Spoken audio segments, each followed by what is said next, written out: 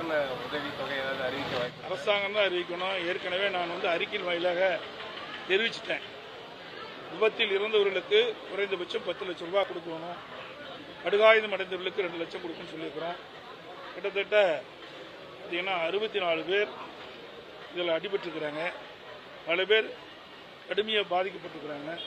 சில பேர் சிறு காயங்களுடன் வீடு திரும்பியிருக்கிறாங்க.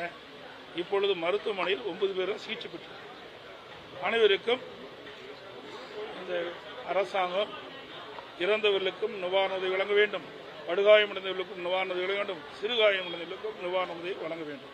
ஏன்னா அத்தனை பேரும் ஏழை மக்கள், வேலைக்கு செய்ய முடியும், வேலைக்கு செல்ல முடியாத ஒரு சூழ்நிலையில் இருக்கின்றார்கள். விபத்தில் சிக்கி அவர்கள் காயமடைந்த காரணத்தினால் வேலைக்கு செல்ல முடியாத ஒரு சூழ்நிலை இருக்கின்ற காரணத்தினால் அதோடு இறந்தவர்கள் அவர்கள் ஏழை குடும்பத்தை சேர்ந்தவர்கள்.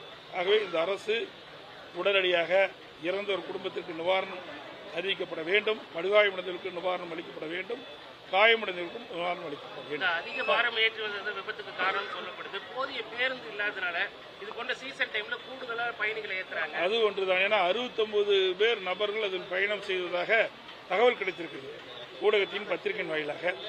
ஆகவே அது மலை பிரதேசமாக இருக்கின்ற காரணத்தில் அதிகமான இன்றைக்கு பயனாளிகளை ஏற்றி வந்த காரணத்தினால் இந்த விபத்தை ஏற்படுத்திருக்கலாம் என்று நீங்கள் சொல்வது சரிதான். ஆனால் அது விசாரணையில் அதெல்லாம் தெரியும்.